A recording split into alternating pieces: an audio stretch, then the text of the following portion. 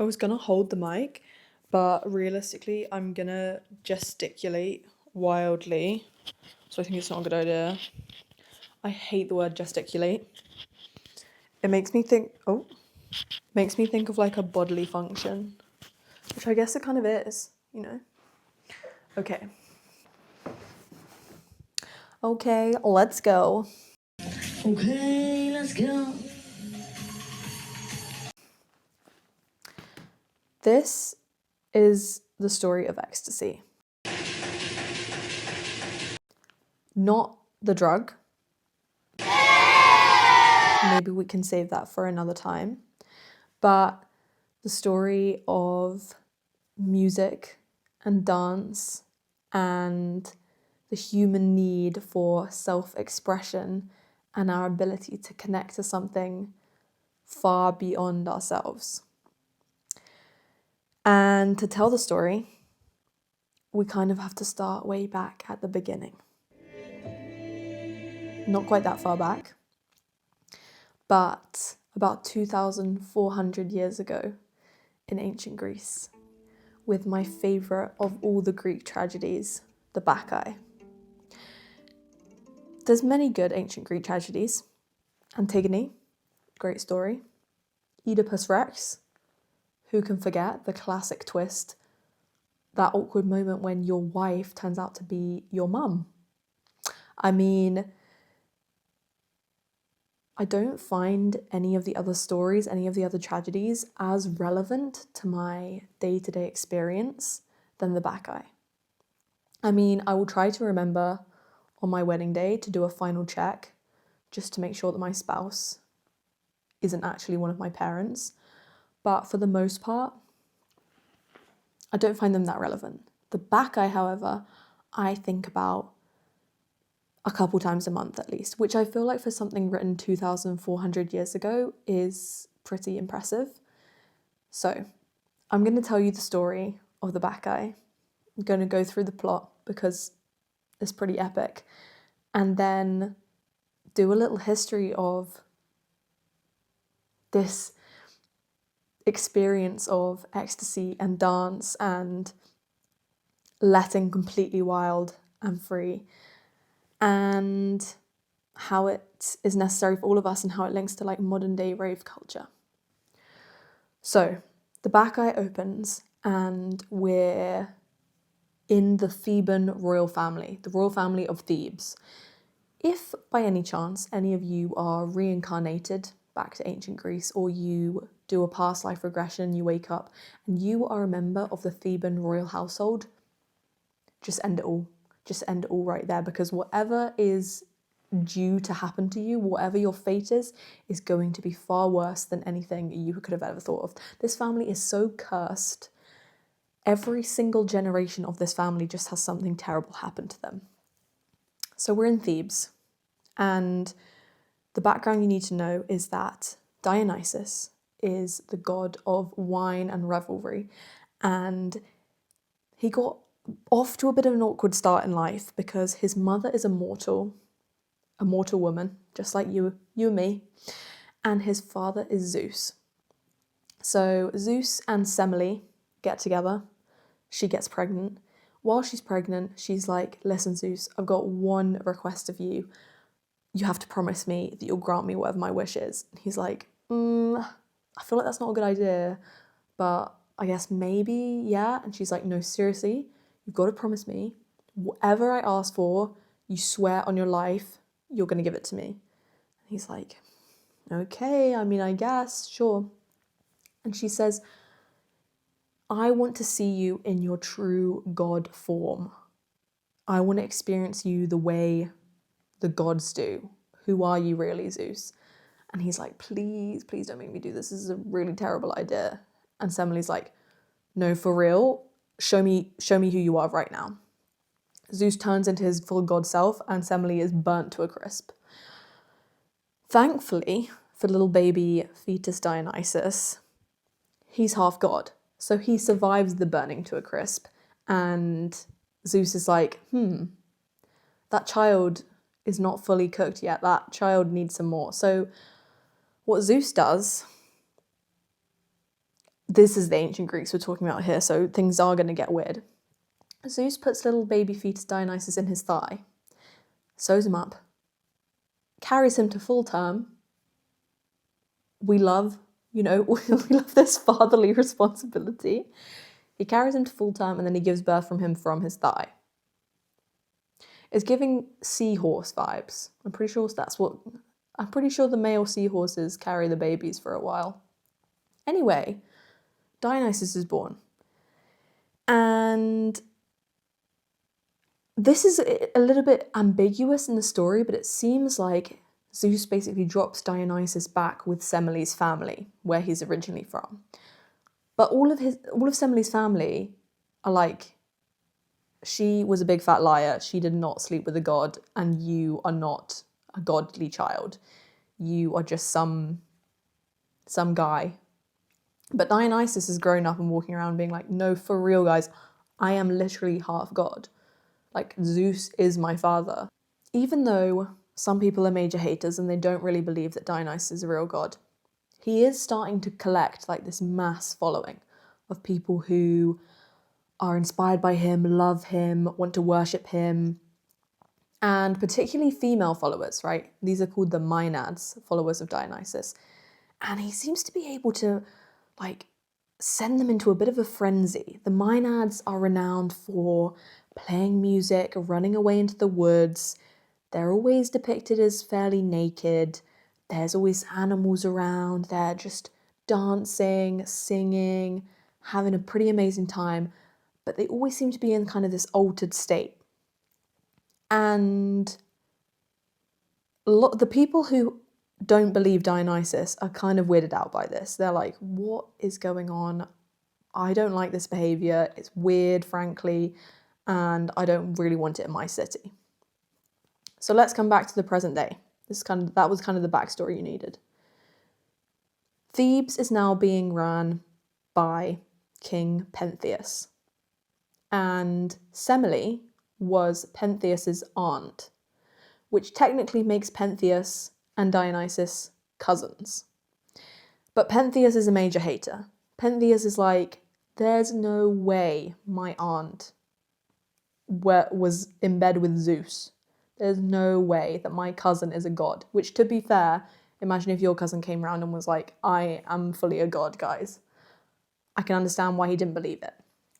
But Pentheus is kind of like, I am not a fan of all this Dionysus worship, this fake god worship. It's sacrilegious. I don't like it. Not in my city. But all the women in his city are loving it. They're lapping it up. So the women of Thebes are running off to the mountains and living this hedonic, Dionysian, free party lifestyle. They're basically having a permanent rave in the woods. And including Pentheus's mother, right? All the women are gone. The women are off. They're having a good time. And Pentheus doesn't really know what to do. So Dionysus comes disguised as this mysterious stranger, and he comes into Thebes. And he comes to see Pentheus, and he's like, all those women are off in the woods, isn't that a bit weird? Yeah, I'm not a fan of that. And Pentheus is like, neither am I. I don't know what to do about it though. And Dionysus, disguised as a stranger, goes, I think you should dress up as a woman. Hear me out. Dress up as a woman and go up there and just see what's going on.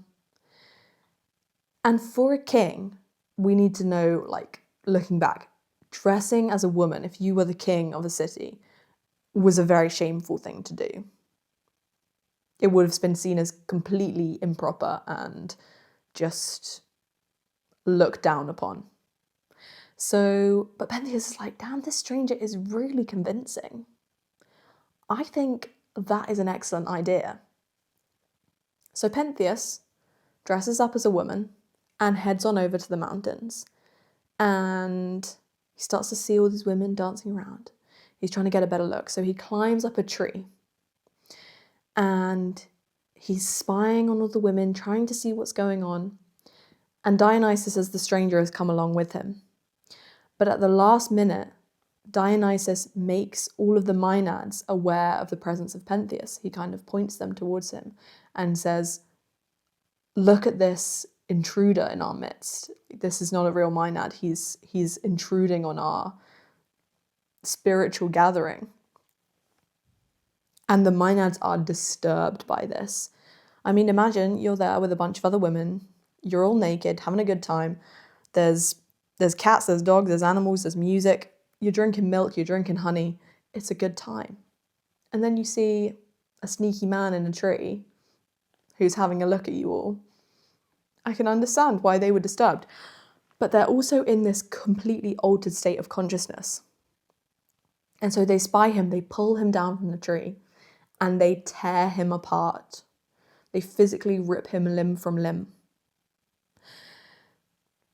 Rough end for Pentheus. Like, king of the city, and now you're dressed as a woman in a tree and then torn apart by your own mother. Like, this is a messed up end. So this was the plot. And I can already hear your question. What the hell does this have to do with ecstasy and what we're talking about?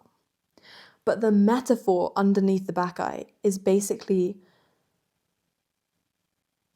what happens to you if you repress this wild urge within all of us, if you repress the release that we need as humans to enter these altered states, to be free and be wild and be a bit crazy.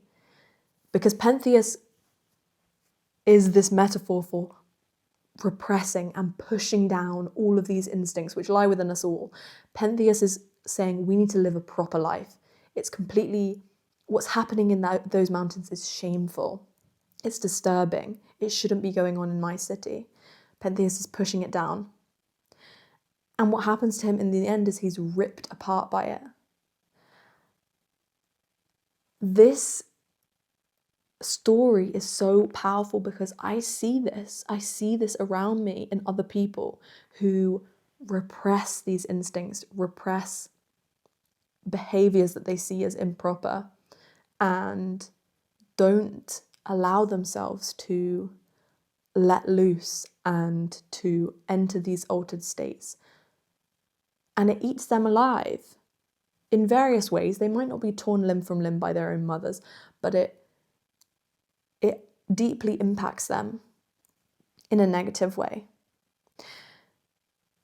And this history of using music, rhythmic drumming, dance, like communal gatherings to enter these wild states has such a long history.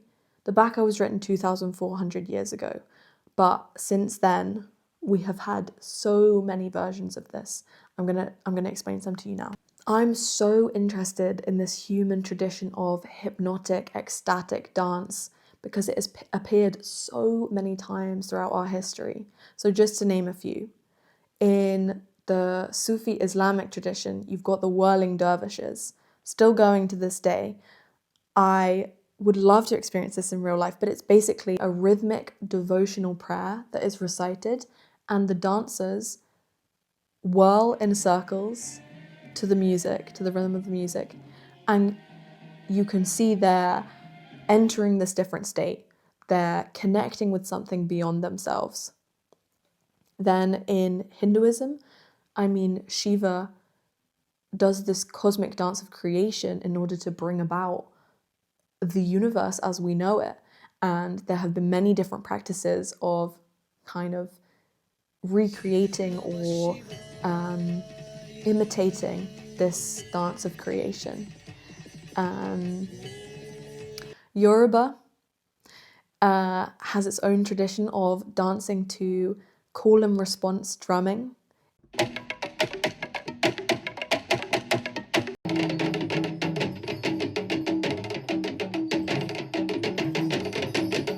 In order to connect to something bigger than ourselves, to connect to the divine. The Shakers. The Shakers are so funny. So this is a offshoot of the Quakers, but a group of extremely devout religious Christians in America who connect to God through this like violent jerking dance movement.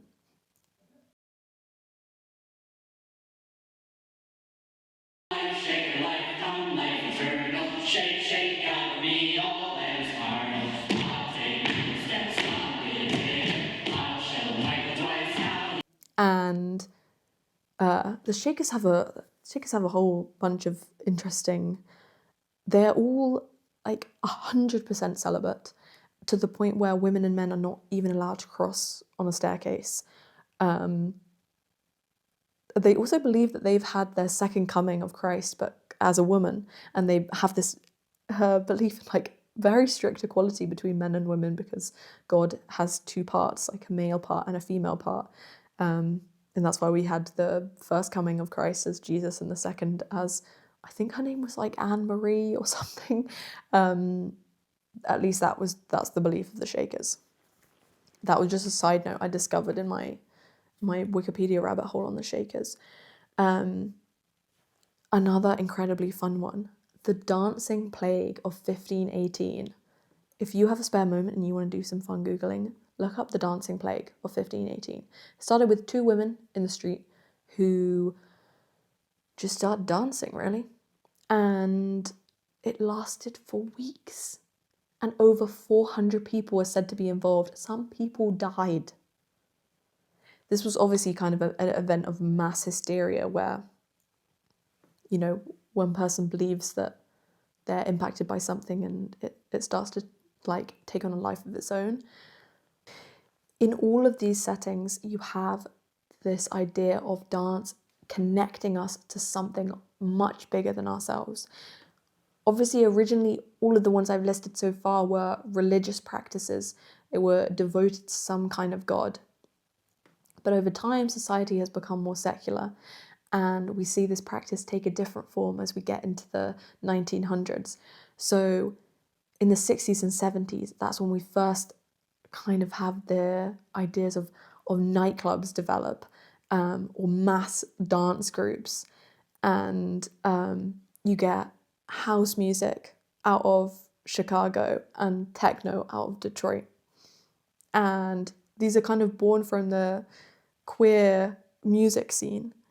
You get like disco from the 70s. You have all these groups of people coming together to experience this slightly altered state of consciousness, to let loose, be free. Obviously, into the 90s and over in the UK, that then gets transformed into drum and bass and jungle until we have what we have now, where the music scene, the rave scene is, you can find it nearly everywhere. People are clearly finding so much value in this practice of getting out of your head into a different space, experiencing the joy, the ecstasy of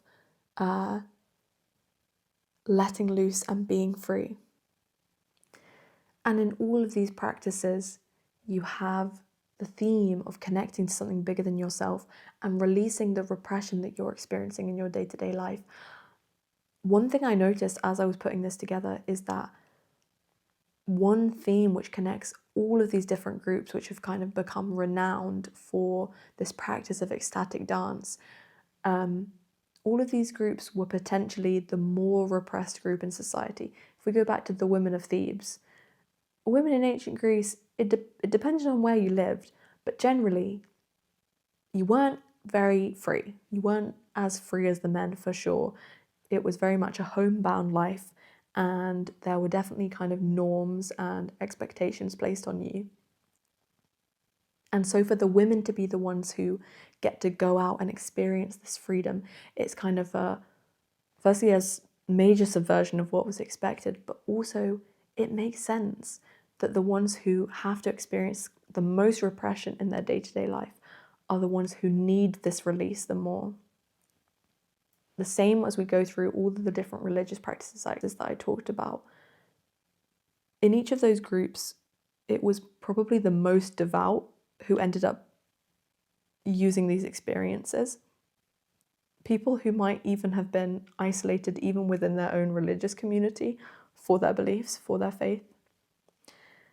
Then, as I said, in the 60s and 70s, house and techno being born out of these queer communities, people who were having to repress huge parts of their personality in their day-to-day life, who needed some escape, needed some release.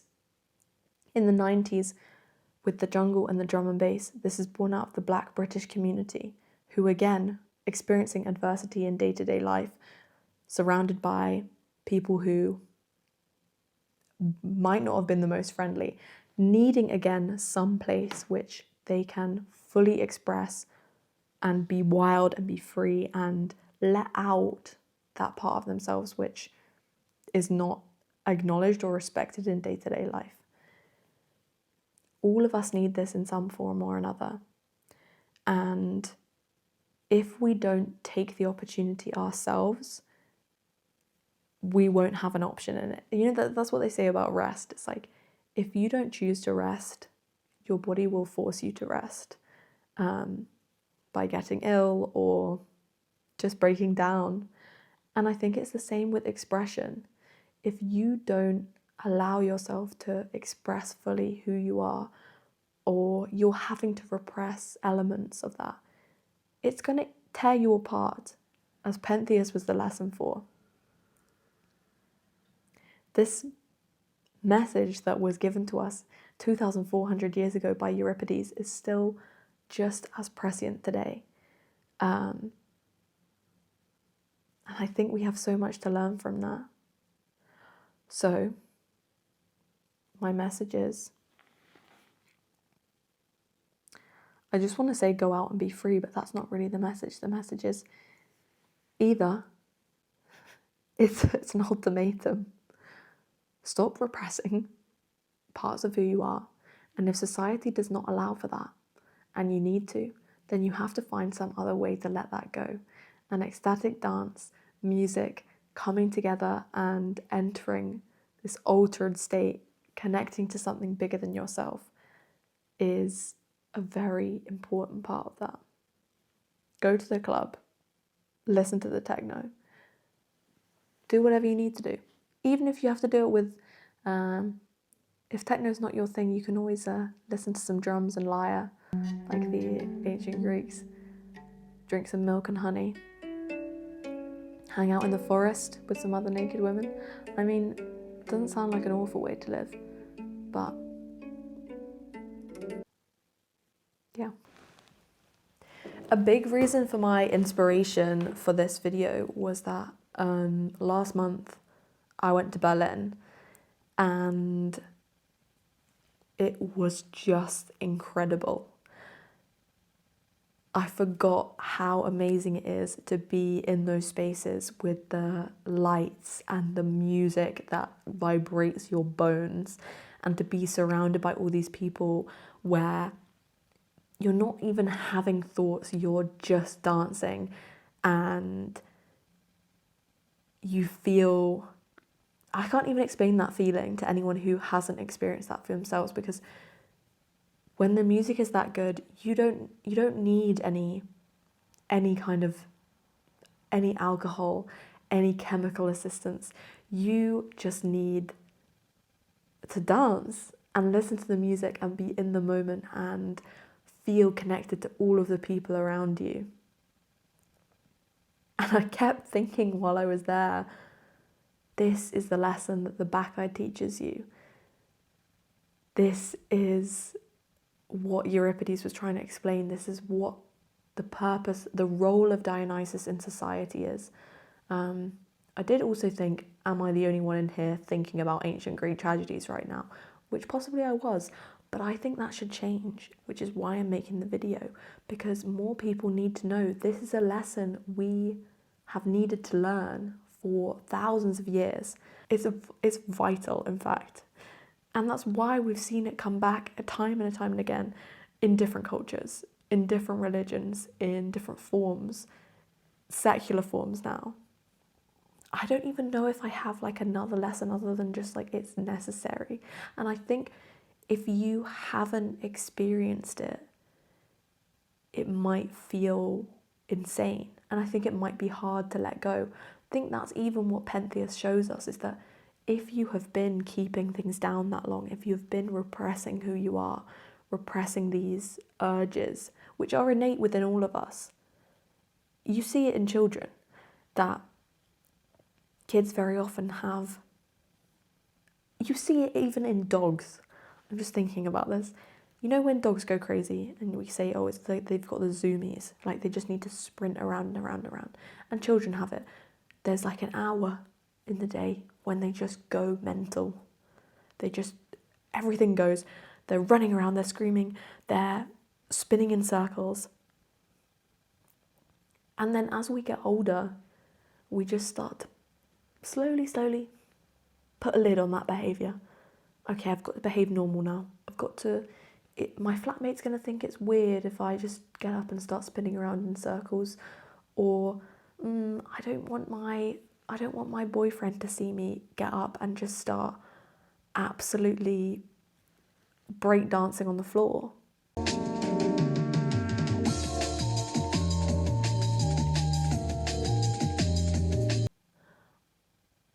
But it's not weird. I'm here arguing for the fact that is not weird. That is human. You are having a human instinct, a human urge to let go, release, be free. All of us need that in any society, but particularly in societies which are constantly just sort of moulding us, just trying to get us to fit into a neat little shape. Yes, get up and do your job and go to work and be normal and dress normal and say normal things. Eventually, that doesn't work anymore. Eventually, that will tear you apart from the inside. It will lead to some kind of explosion. And we even have names for this. I mean, we see people go through midlife crisis, quarter life crisis, or even more casually than that, just times when they say, oh, they're having a meltdown, or just having a breakdown this evening. I think that would happen less if we got up and danced more. And maybe, there is an element of moving your body and endorphins from that. But I think there's something that a trance-like beat, a hypnotic rhythm, and letting your body do what it needs to do. There's something so deeply powerful about that. And sure, a biologist or a psychologist might come along and tell me they've got a perfectly logical and rational explanation for exactly why that's happening. They might be able to explain the phenomena in terms of, oh, the chemicals in your body and this needs to happen and this needs to happen. I'm very happy that that might be true. But as with so many elements of human nature, cultural methods come along to help us meet biological needs. We develop societies and, we build these human connections. We even, partner up because underneath it's meeting biological needs. I can totally understand that. And this might be another one of those that we see the cultural practice of dance, of music, and of mass movements of those things. That we see those practices come along because they are meeting an underlying biological need. That might be the case. But either way, however which way you explain it, it's still necessary. And so however you want to explain it to yourself going forward, whatever, works best for you, whether you're saying, excuse me, partner, I actually need to get up right now and go absolutely ham to some techno music, just to meet, that underlying biological need. Whether you say that or whether you say, listen, buddy, the big man upstairs wants me to get up and have a good time right now. However you explain it to yourself or the people around you, all I'm here to tell you is that it is necessary. It is necessary for all of us. Whatever music you like, whatever people you want to hang out with, whatever dance moves you want to do, just get up and do them. It's good for you, and it's good for us, and it's going to be beneficial to everyone if all of us could do that a little bit more. I'm not saying that people not dancing is the reason for so much of the bad we see in the world. Just saying it might help. Saying all this, when I see people do those ecstatic dance groups where you just go to a room and someone's got, I think of it like that scene from Peep Show. Don't they do it in Peep Show where it's like interpretive dance, but they just go to a room and it's just like a woman with a CD player?